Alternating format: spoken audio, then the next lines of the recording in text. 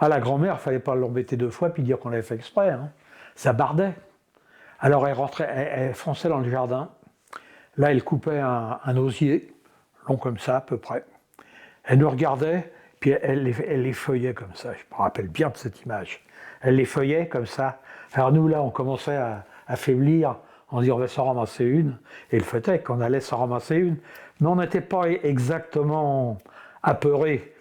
On rigolait à moitié. Et je suis sûr qu'elle, en tapant, mais elle nous corrigeait, hein. Alors, elle nous coursait autour du jardin. Il y avait des allées comme ça qui allaient jusqu'au fond. Elle nous cavalait après.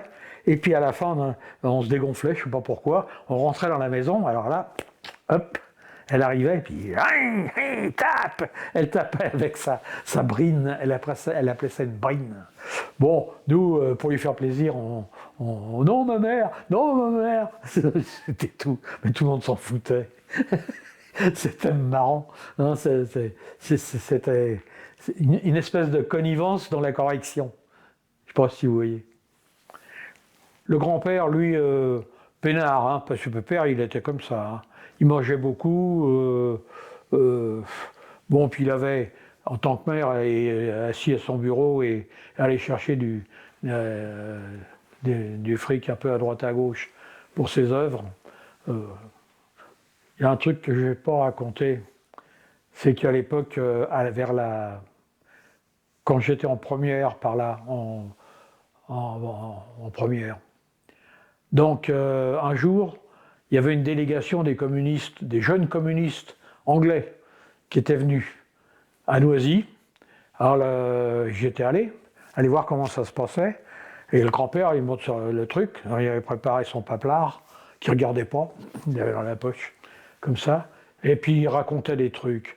Alors oui, c'est la coopération entre des jeunes de tous les pays pour aller contre les Bastilles, des trucs ça. Puis au bout d'un moment, il n'y arrivait plus. Il s'arrête, il me dit, et maintenant mon petit-fils Jean-Paul va vous traduire tout ça. Quoi?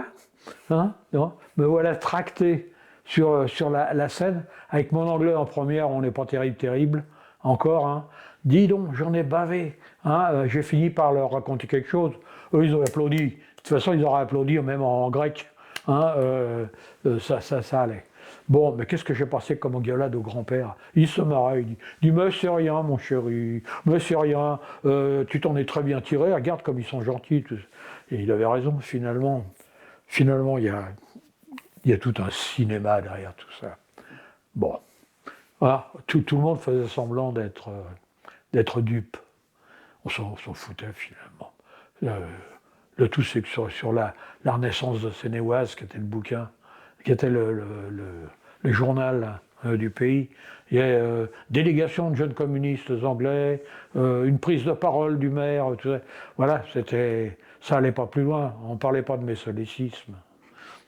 Mais à partir de ce moment-là, c'est à partir de 12 ans surtout que je m'en suis occupé, j'étais plus à Noisy.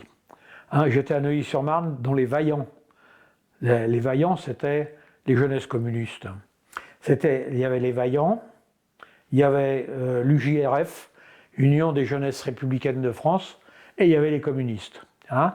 Et suivant l'âge, on était dans un de ces trois trucs.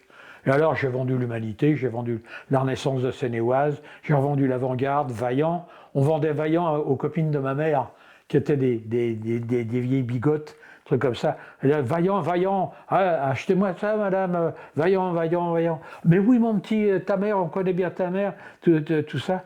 Elle pensait acheter Cœur Vaillant, et on leur vendait Vaillant, qui était le journal communiste. Alors après ça, quand on s'en rendait compte, ma mère se faisait enguirlander. Ça a été un sacré moment. On braillait dans les rues, généralement à la sortie de la messe, parce que c'était plus drôle. Hein, voilà. Tous mes copains, c'est le quartier des immigrés. Zamolo, Farinoli, c'était beaucoup d'Italiens. Hein, Lombardo, il y avait un mec dans sa roulotte, là, Burkhardt, lui, il était dans sa roulotte. Puis il y avait ceux qui habitaient au coin, là, il y avait Sabatier, il y avait Paco, il y avait Annie Paco, bref, il y avait tous les copains du coin. Et c'était la bagarre dans la carrière, dans le trou, là. où on descendait là-dedans, on se filait des pâtés terribles. On n'était pas forcément toujours les mêmes contre les... Ça changeait. Le but, c'était de se taper dessus et de s'envoyer les trucs anglaises avec des feuilles. Et au bout d'une baguette, ça allait très loin. Hein, on pouvait aller très loin avec ça. Une fois, j'ai mouché un éboueur. Le camion s'en allait, mais au moins à 150 mètres. Hein. J'envoie pour rigoler. Toc, j'envoie ça au camion, il l'a pris dans l'œil. Il l'a pris dans la tête. Du coup, le camion a arrêté, il a fait demi-tour. Et puis le vieux, il est arrivé à la maison, hurlant comme je sais pas quoi, avec un œil bouché, comme ça. Et puis il a attrapé la grand-mère. Il ne fallait pas toucher son garçon. Hein. Il a commencé par se faire engueuler. Et puis après, elle m'a interrogé. J'ai dit, ben oui, mais je ne l'ai pas fait exprès, ma mère. Alors là, j'ai pris une dérouillée qui a calmé le gars. Il est reparti avec son œil à moitié ouvert, là. Voilà. Je ne l'ai pas raconté. Dans sa benne, là, tu sais, il était assis dans la benne, il s'en allait. Paf! Tronçon à 150 mètres, au moins. C'était la carrière Magny, carrière de sable, d'extraction de sable. Et maintenant, ils ont tout embauché, et puis maintenant, il y a des maisons. Et à l'époque, il y avait un très grand trou. Hein, et au fond de ce trou, il y avait de l'eau, par capillarité avec la Marne. Donc là-dedans, les Allemands jetaient tout ce qui les embarrassait, qui ne marchait plus. Et nous, on allait les chercher, hein, bien sûr. Alors on allait chercher les vieux pétards, ils étaient bloqués. Ça aurait pu partir, hein, il suffisait de le cogner un peu, le machin se remet, pan. Hein, on a vécu comme des vrais sauvages. Hein, on était un peu livrés à nous-mêmes, il faut dire, parce que comme on était à côté, les parents venaient pas, la grand-mère et l'oncle venaient pas voir ce qu'on fichait là-dedans. On allait choper les martinets là, qui faisaient des trous dans le sable. C'était épatant.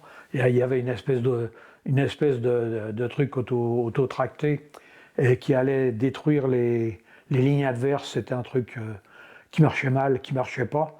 Il l'avait laissé là avec les rails. Ça marchait sur des rails. Et donc, nous, on essayait de le faire marcher. Il y avait les cordons Bickford, vous savez, les cordons, on les allume, on met le pied dessus, et ça fiche le camp comme ça fait 50 mètres. Hein.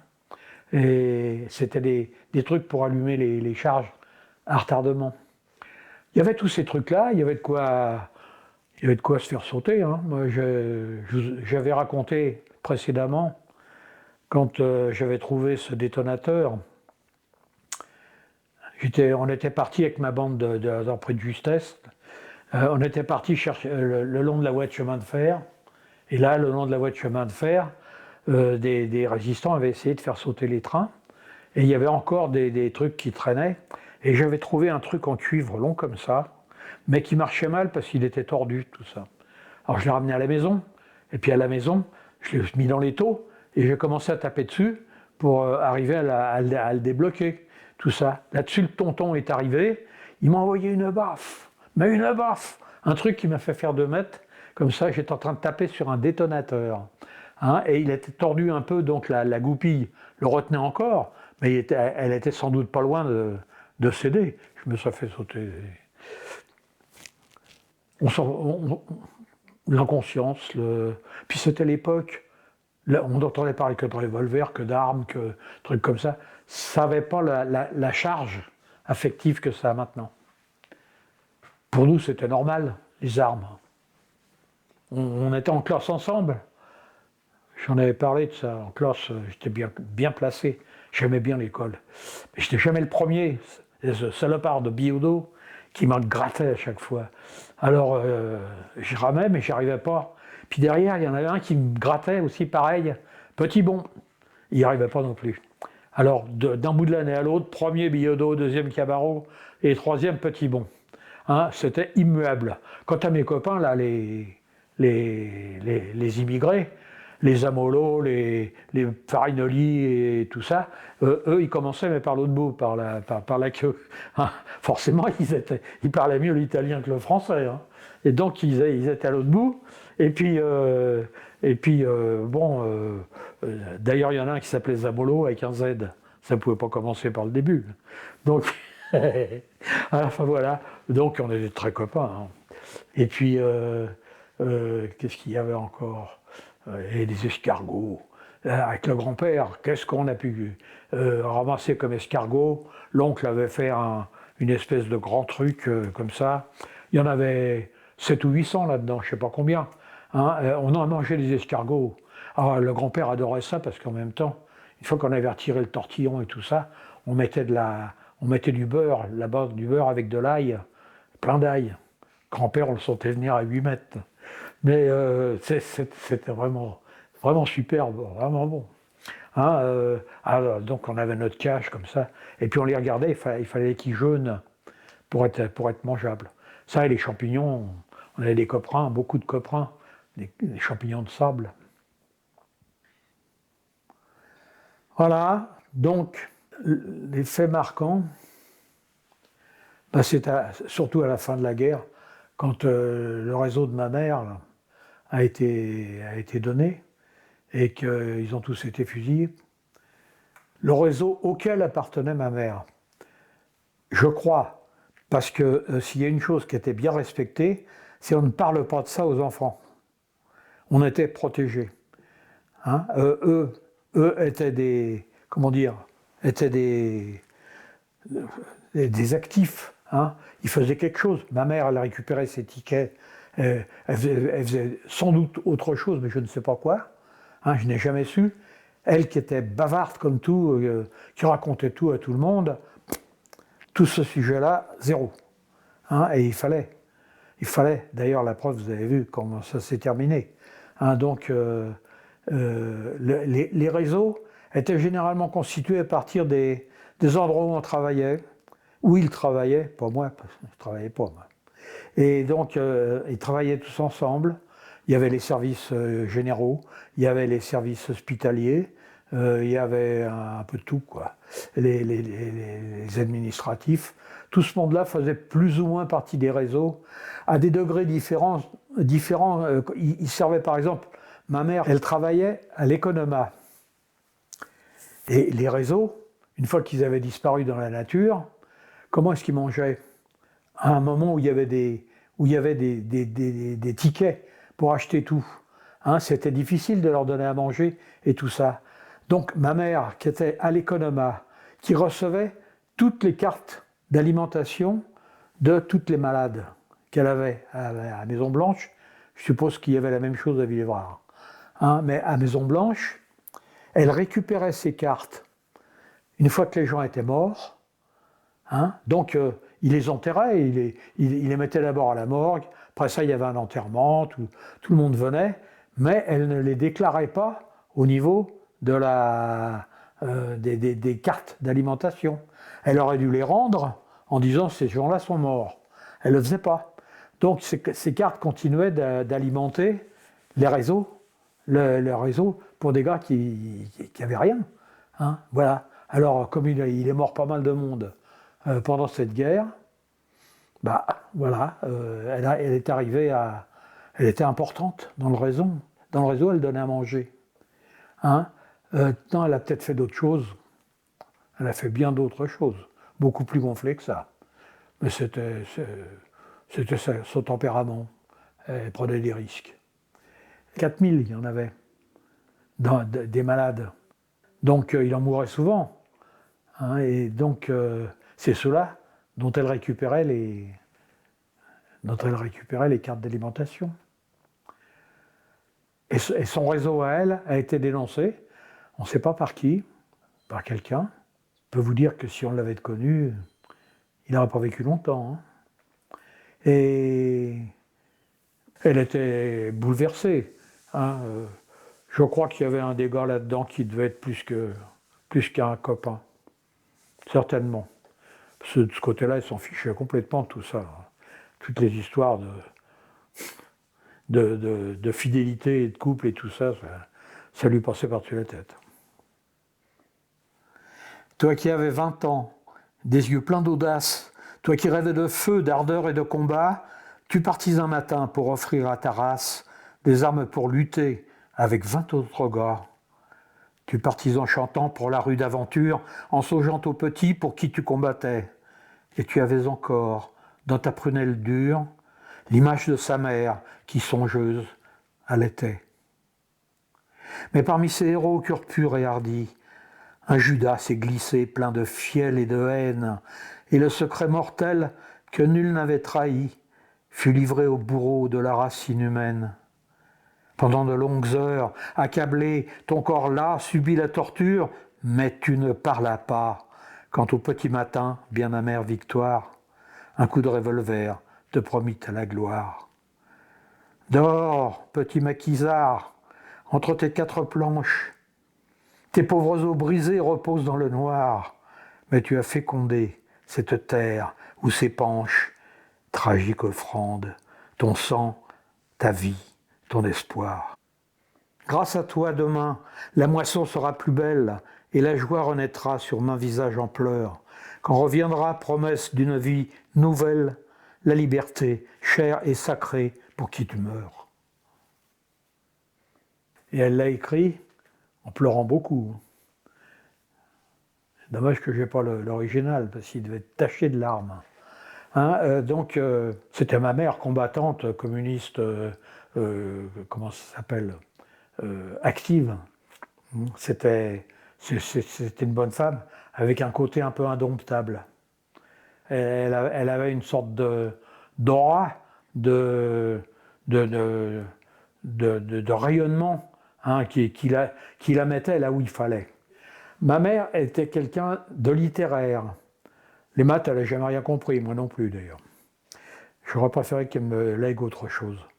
Mais le côté mathématique absolument régulier, c'était pas pour elle. Pour elle, c'était la musique des vers, la musique des actions, c'est-à-dire camarades devant et tout ça. Ça, c'était plus ou moins bon, c'était ma chant de commande. Mais elle était capable de faire des choses aussi. Elle a filé une de ses chansons à Yves Montand. Il ne l'a pas chanté d'ailleurs. Il l'a remercié, mais il ne l'a pas chanté. Alors elle l'avait en travers. Mais elle composait, elle savait faire la même chose avec la musique.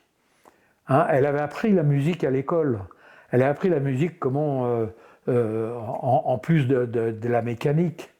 De la mécanique, des pauses, des demi-pauses, des soupirs, des croches, des demi-croches et tout ça. En plus de tout ce matos, elle s'exprimait dans la musique. C'est elle qui a fait l'hymne des Vaillants. Les Vaillants, les jeunes, la jeunesse, l'organisation de jeunesse communiste à laquelle j'appartenais. Vaillant, la vie t'appelle, courage et bonne humeur, au serment sois fidèle, et porte haut ton cœur. Puis après, c'était nous, les enfants de la classe ouvrière. Bon, c'était pas bien. Mais le refrain, on l'avait gardé. Voilà. On lui demandait, elle fabriquait, elle savait faire. Et généralement, ça avait de la tête, ça avait de la gueule, et les gens s'en souvenaient. Le communisme, forcément, en tant qu'idée, est parfait. Mais il faut voir les gens qu'il y a eu pour le mettre en musique. Il y a eu des gens comme Staline. Déjà Lénine, c'était tout juste. Mais Staline, des millions de morts. Des mecs comme ça, Ceausescu, des gars qui soi-disant se réclamaient du communiste, qui n'étaient pas du tout des communismes. C'est pas l'idée, ça. L'idée du communiste, c'est que des gens travaillent et par le travail acquièrent une certaine, un certain bien-être, et qu'ils le partagent. On partage quand on est communiste. À tel point d'ailleurs que mon vélo a été partagé. Un jour, je descends dans la cave, je n'avais plus de vélo. Je dis à maman, il est passé où mon vélo? Elle dit, écoute, chez un de mes copains, là, il s'est fait voler le sien, alors je lui ai donné ton vélo. J'étais content. J'ai poussé une rage. qui est allé jusqu'à Noisy-le-Grand, raconter ça aux grands-parents. Puis la grand-mère m'a dit, mon pauvre chéri, 2 jours après, j'avais un vélo. Elle savait ce qu'elle faisait, maman. Elle devait savoir que la grand-mère me remettrait en selle. C'était une famille assez particulière. On marchait beaucoup à l'affectif. Hein. La logique, la peur ou la logique, on s'en foutait un peu. On s'en foutait pas, mais c'est pas ce qui comptait d'abord. Hein. Ce qui comptait d'abord, c'était l'amour, le dévouement, la parole donnée, des choses de base comme ça. Nous, on a gardé notre honneur. On n'a jamais transigé avec. Jamais. C'est la façon dont j'ai été élevé. Vous vous rendez compte que ça a duré 5 ans la guerre. Hein. Pendant 5 ans, le grand-père m'a inculqué ses idées. Hein, ces idées qui étaient, lui, il était au-dessus des partis. Il était au Parti communiste. Quand il était élu, c'était avec le double de voix de son deuxième de liste, etc. Hein, mais c'était un humaniste. Hein, c'était un gars qui comprenait la vie au sens large du terme. Et c'était un pépère. Il était communiste parce que, bon, je ne sais pas pourquoi. Hein, mais il était au-dessus de ça. Il était au-dessus d'un parti. Il était capable de fédérer. Et les gens le savaient bien. Les gens venaient vers lui parce que le père Sorel trouvait toujours une solution élégante, normale. Quand on l'a enterré, il est mort pendant qu'il était en exercice. Il est sorti de l'hôpital exprès pour ça, pour me marier, pour nous marier avec ma femme. Il est sorti, il est venu avec nous jusqu'au restaurant et il est mort le soir.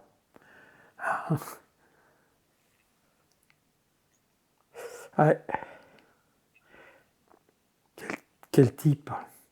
C'était un gars qui avait une stature, petit bonhomme, mais il y avait quelque chose.